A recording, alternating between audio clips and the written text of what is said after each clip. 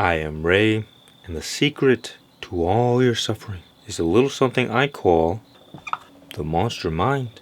And today we're going to outsmart it and perhaps give it a spanking. You see, the monster mind is what causes us to do things we regret, to ruminate on negative thoughts and worry and fear. It feeds off our negative emotions like we're some kind of human juice box or something like that. Not anymore. We're going to plug up those holes, my friend. We're going to say, no, monster mind, get away from me. You shall not be stealing my juices. Not today. Not again. It is what is responsible for all evil in the world. And the funny thing is, it's not even real. It's just an illusion. We believe all the evil into existence, and we could get rid of it if we learn to master the monster mind and become free from the prison that we have enslaved ourselves into. And if you're tired of feeling like a slave to your thoughts, click the link below. Let's use the example of a serial killer because it's a great example. Have you ever wondered why a serial killer becomes who they are? What happened? They were once a small little baby, like the rest of us. What went wrong? Well, I'll tell you what went wrong, so you can avoid becoming one yourself. And if you do, I'll get out the swords, and you'll be done for, so watch out. Sorry, be cool, duck. It all begins with a single negative thought. Take someone like Jeffrey Dahmer. In the beginning, they were a normal human being, for the most part, but traumatized like the rest of us. That trauma then creates a negative thought. In the beginning, it was probably weak, not a big deal. Oh, well, that's a strange thought. The monster mind was like a little tiny baby thing, baby cloud. But then what happens? We resist the thought, or we feed it. We react to it in any way, and the thought gets stronger. And it's like this little monster, as a parasite, begins stealing our energy, and we become more and more powerless. And it uses our addictions, our negative thoughts, our negative stories, our negative identities to continue fueling this beast. And it gets bigger and bigger and bigger. It steals our power, we become powerless, it gains all the power over us. And that, my friend, is why we get possessed and do stupid things. Because eventually we run out of power. It has more power than us, so it can control us and we do whatever it wants. And we believe that we are in control, that we're just living our lives, doing our thing, not realizing that there are these forces behind the strings pulling them. And the worst part of it is, after a while, the monster mind doesn't even have to try. We do it all to ourselves because we entertain the negative thoughts and the negative stories. We fuel the addictions. And so what happens? Because energy is the force of life.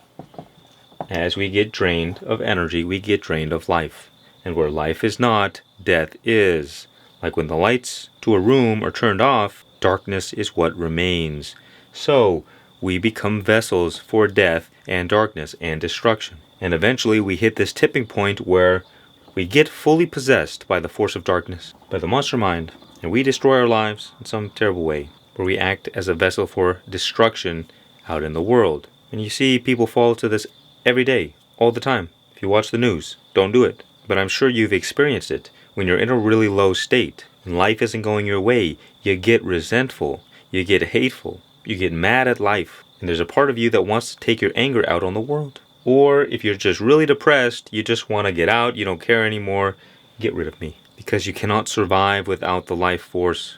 So when you're constantly being separated from it, you get possessed by death. And then what happens? You die. If only we understood that the monster mind really has no power, but that we have all the power, we would not allow it to ruin our life. You see, it's not what happens to us that is the problem. It's how we respond to what happens to us. There is negative and positive in everything. So, when you struggle with addictions, how do you respond? Do you respond in a self-destructive way? Or do you respond in a productive way? What about your negative thoughts? Do you just ruminate on them endlessly? Or do you get to the root of the problem? Do you entertain negative stories about yourself and about the world? Why? There is infinite negativity and infinite positivity. It doesn't matter what you think is true. It matters what you choose to focus on. You can choose to focus on infinite negativity and it will block out all the good in your reality. And it will be true for you, I promise you that. And you can focus on 100% infinite positivity and it's going to block out all the negativity in your life. And eventually you realize that, well, both negativity and positivity are equally important to wholeness, to the truth. So they're both good. One is not bad, one is not better than the other. We, just in these animal bodies, like to pursue pleasure and avoid pain, but they're both good.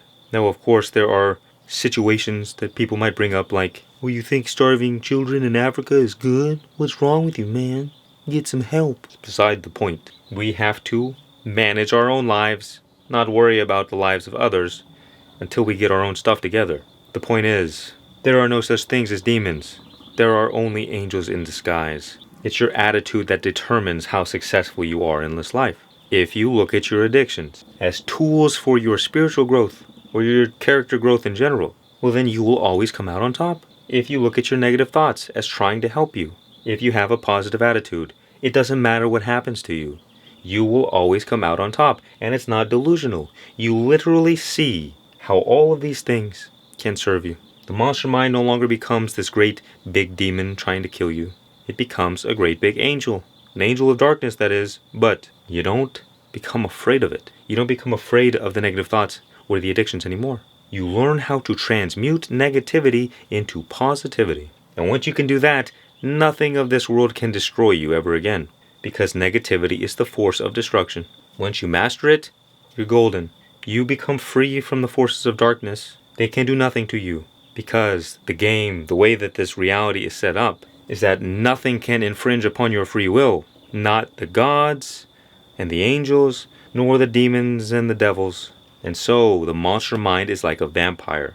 The only way it can influence you at all, your addictions, your negative thoughts, the fear, the worry, the shame, the guilt, you have to allow it in. The moment you take away your consent and you say, no, I shall not give you my juice. It's mine. You can go away. Then what's it going to do?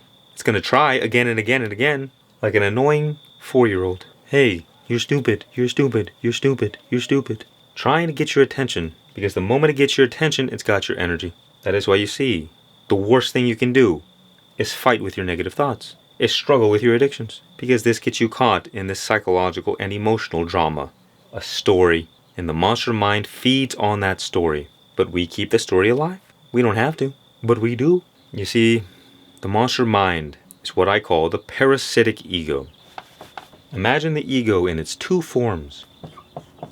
There's the ego grasshopper and there's the ego locust. What happens is that as we experience a lot of trauma, we develop a negative self-identity. And that negative self-identity is a construct fueled and built by stories, beliefs, thoughts. And we put ourselves in this box. And because it's negative, it's just a powerhouse for negative thoughts. It causes us to hyper-focus on fear and worry and anxiety all the time. And it continuously drains us of our energy. So we're depressed, we're mentally exhausted, we hate our life, we hate everybody else. And the monster mind is having a buffet. It's enjoying its time. Because what it did, it manipulated you into putting yourself in that prison, when in reality the door was open the whole time. It causes you to believe that you are a slave, because it can't take you, put you in the prison, because that would be infringing upon your free will. That is why the devil is known as a deceiver. It has no power. It has to use its fancy words to manipulate you.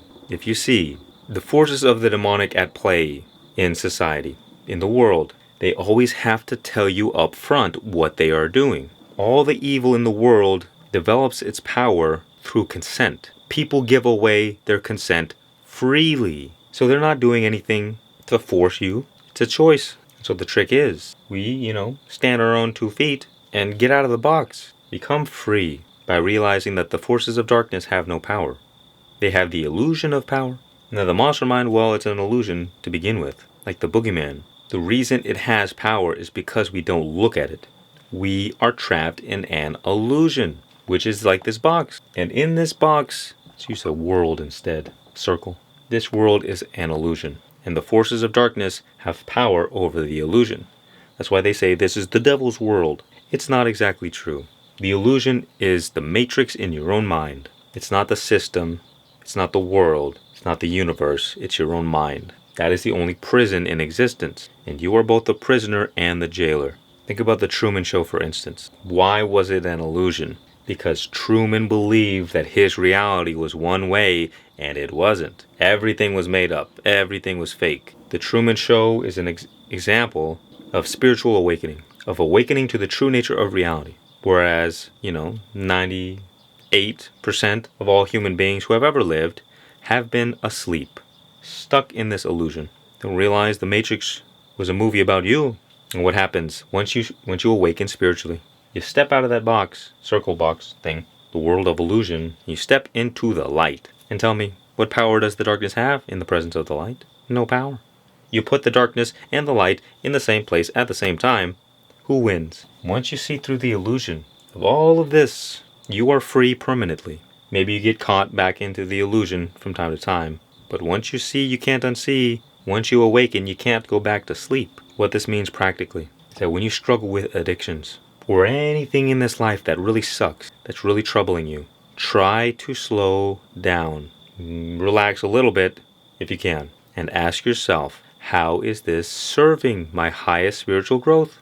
And you see, if you can kind of continuously encourage this mentality, the negative things in your life stop being negative. They start being positive. They stop being self-destructive and they start being productive. In fact, the negative things in our life that create the most suffering, they carry the most spiritual nutrients. The problems we experience in this life, they are the next step to our evolution. But that only works when we have a mindset of growth. And if you have the courage to face the darkness, you can overcome it because most of its scariness is in our imagination. There once was a story of the Knights of the Round Table. And they approached a dark forest in the search of the Holy Grail. And they thought, it's probably in there. And each man went into the forest at the place in which it seemed darkest to him. And this is not a story about holy grails or about knights. It's about you. You see, the dark forest is our mind. It's like a labyrinth. And inside that labyrinth, inside that dark forest, is a great and scary beast guarding the Holy Grail. Most never enter the dark forest because they're too afraid. That is why it took a knight, a warrior, to face the darkness, to face the monster mind. And so they receive all that is good. In our life, practically, the Holy Grail represents everything that we desire, everything that we've been looking for, whatever that means to you. And for most people, it's going to be the same. You want peace, you want love, you want joy, you want to live in abundance. Maybe you want the perfect relationship or a Lamborghini. It doesn't matter. It's in that dark forest what you want. And so, what do? We start to look out at our life. What areas are the darkness? What problems are you currently facing? What things are you currently struggling with? Your path to overcome these problems develop you into the character that is able to receive all that you desire. Life is not a problem to be solved. It's a reality to be experienced. It's a video game. And you do not win or have fun in a video game without trials and tribulations, without beasts to slay, without demons. And what will happen is that when you shift your mind to realize that, oh, wait a minute, the obstacle is the way, then the monster mind becomes not a beast trying to keep you from all that you desire, but actually a guide showing you the way. Your negative thoughts are telling you, hey, this is where you need to heal. You have some trauma, figure it out. Your addictions, same thing. Hey, look, there's a reason that you're engaging in this addiction over and over again. You gotta figure it out. Heal yourself, for Christ's sake. Hey, you keep getting in the relationship with the same toxic people. It's not an accident. There are no accidents. Everything we experience is a reflection of us. That is why when we look out into our life and see the problems we're struggling with, we know they are coming from us. If you're broke and you're struggling with money, there's a reason. It's because somewhere you're living in lack and scarcity. You have this negative belief about money, this fear, this worry, and it has to be addressed. And when you address it, you can become a greater version of you who can effortlessly receive all that you desire. But you can't receive if you don't enter. Face the darkness, face the illusion, face the monster mind. It's not as scary as people think. When you face your negative thoughts, you'll realize, oh, they're just thoughts. It was my reaction that was the problem. You start getting curious. Why am I experiencing these problems? What is it about me that I need to change? You embark on a journey of self-discovery. And guess what? On this journey, the Holy Grail, you find your true and authentic self, the greatest version of you, who is able to receive the life you've always dreamed of. And if you're ready to defeat the monster mind, I encourage you to join my program, Monster Mind Mastery. After battling with the monster mind for years, I took everything I learned and put it into a step-by-step system so you can break free from the grip of the monster mind in only 90 days. I am Ray. Much peace and many blessings. And remember, just be.